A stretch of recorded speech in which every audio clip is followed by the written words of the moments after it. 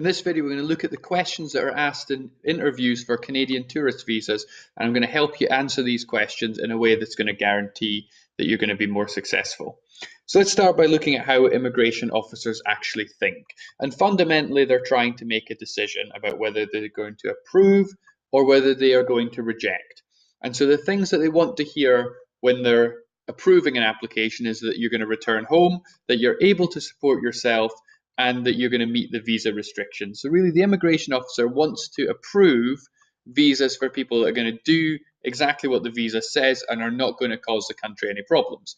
On the other hand, they're looking to reject all the visas from people that are likely to cause the country problems. So if they doubt your intentions, so you're saying you're going on a holiday, but you bring up some evidence in your interview that suggests actually that's not entirely true. You're not a tourist, therefore you're going to be refused a visa.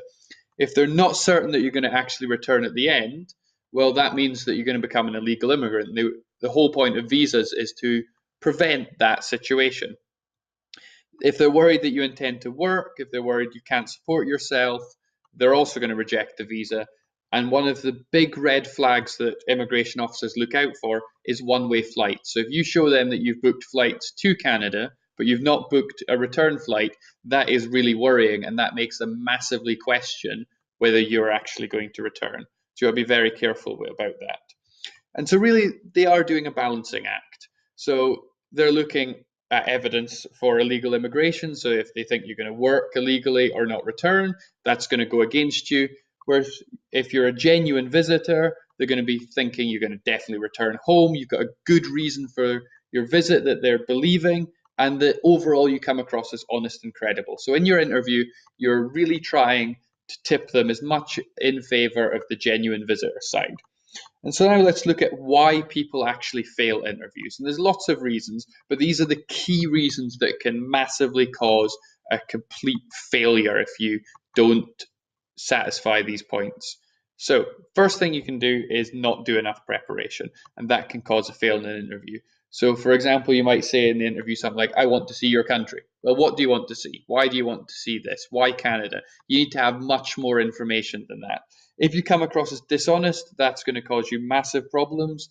So if the immigration officer goes, you're saying this in the interview, but on the application form you said something completely different, they now doubt anything that you say, and that they're going to question your intentions much more deeply. If you don't have enough evidence, that's a big problem. So for example, if they're trying to check whether you've got enough money to support you and you say, oh, I get paid everything in cash, I've just got money in my pocket, well, that's not really good evidence. They just have to believe you. You want to actually show that you have enough money to support yourself. Also, having serious gaps in knowledge just blows a massive hole in your story. So for example, if you were to say, I don't know if my brother is married, so you're going to visit your brother and you've no idea if they're married, well, that makes the immigration officer think you aren't actually going to visit your brother. So make sure you have all the fundamental knowledge, which shouldn't be difficult, but if you mess up on any of that, it's going to cause you big problems.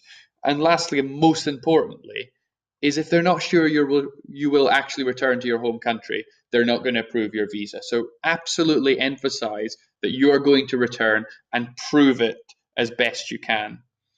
And so if you were to say something like, I will work in my sister's company, they're going to stamp that visa rejected, because you're saying I'm going to work, which means I'm going to stay here, which implies you're not going to leave and you're not a tourist. So anything that causes them to doubt that you will return is going to get a visa rejected.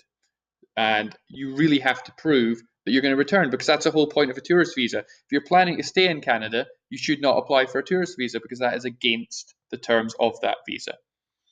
Next question, do you intend to work in Canada? There's a simple answer to this question, and it is no. If you're applying for a tourist visa, you're not allowed to work in the country. So don't apply for a tourist visa, and don't come as a tourist if you intend to work. You need a different class of visa. That will, of course, lead to an instant rejection. Why are you traveling to Canada? Again, you have to have done your research. So to have a good answer, you need to provide some evidence. You have to say, here are the places that I want to visit. So you've got a plan. You might show some bookings, ideally, some letters from the people that are inviting you, something that says, this is why I'm coming, and I've got a good reason, and I've got a good plan. And that makes you so much more credible and makes your success much more likely. Moving on, how will you assure me that you will return? And there is loads of things that you can do, and I'm going to give you a list here. Some of them will apply to you, some of them won't apply to you. For example, if you're going to visit Canada and you're leaving a partner or children at home, that's quite good evidence because it's unlikely that you're going to abandon your family and your children when you're going on, a short tourist visit to Canada. Family in your home country, that's another piece of evidence. Showing that you've got no family in Canada can actually be some good evidence because you're abandoning your family and you're not actually going to anyone. I mean, going to visit family in Canada is perfectly legitimate. So you don't have to have no family in Canada. It's just one thing, if that's true for you, it can help a little bit. A job in your country, and you also want to show proof that that job's going to be there when you come back. If you booked a return flight, that's really good evidence, but I mean, you're worried, will you get the visa and do you want to pay for a flight before you can get it? If you can afford it and money doesn't really matter very much, a return flight is good evidence. If you got care commitments, you have to care for someone at home, that's good to mention, but of course mention what you're going to do while you're away, because if you're going to go for 6 months and you're saying, I need to care for my elderly mother, and you haven't got anything in place, that makes them doubt you quite considerably. Owning a home, having some rental commitments is good.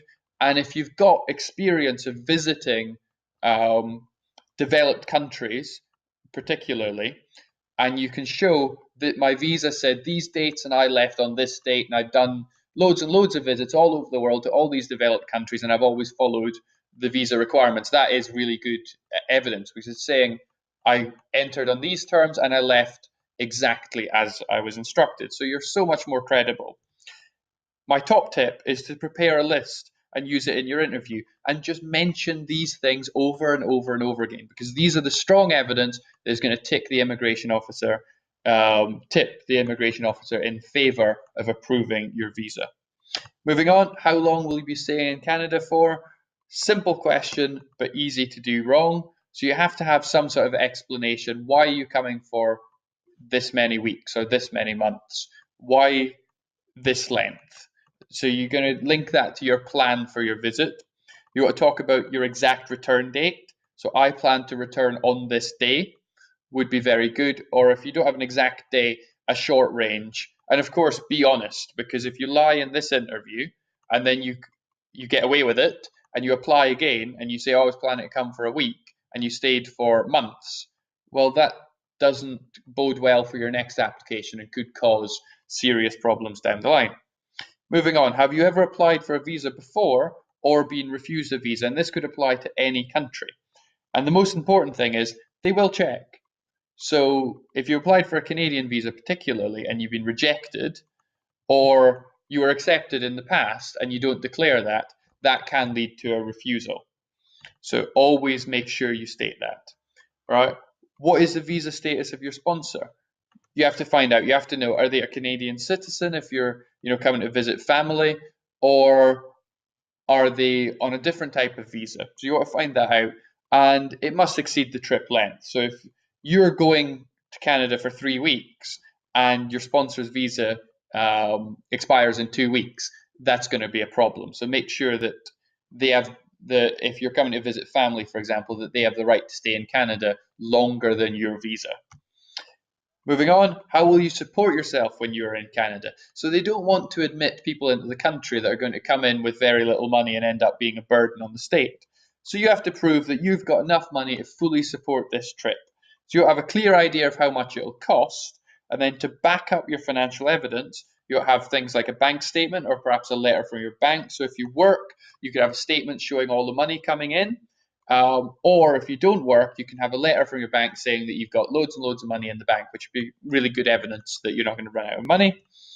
Pay slips and continuing employment. So you can show a pay slip from your work and say, this is what I'm paid. And also continuing employment, which means that when you come back, the job's still going to be there and you're going to be getting your salary over the time that you're visiting is really helpful. And a support letter can be really good. So, for example, if you're visiting family, you can get them to write you a simple letter that says that you're going to come and you're going to stay with them and that they promise to provide you with any support that you need during your visit and that can reduce the level of finances that you have to prove if someone has declared that they are happy to support you. Lastly, how will you be accommodated in Canada? You want to prove that you're actually going to stay somewhere sensible. So you can get some strong evidence for staying with family, so you want a letter of invitation, and you want some sort of proof that the property is adequate. And for a tourist visa, a photograph would probably be quite sufficient. For more complex categories of visa, you would need much more detailed evidence. If you've booked accommodation and you can afford to do so, having accommodation booked in advance is really strong evidence. And lastly, if you've planned accommodation but not actually booked it, you want to prove that you can afford it and that you've got some sort of itinerary plan, that you plan to stay at this place because, and that makes it more credible. So that is barely sufficient. Ideally, if you can, book the accommodation in advance, but again, there's the risk that you book it and don't get your visa. So if you've got planned accommodation, make sure that you back up that this is credible. And so hopefully this video has been very helpful to you, and best of luck in your Canadian visa application. Thank you for watching.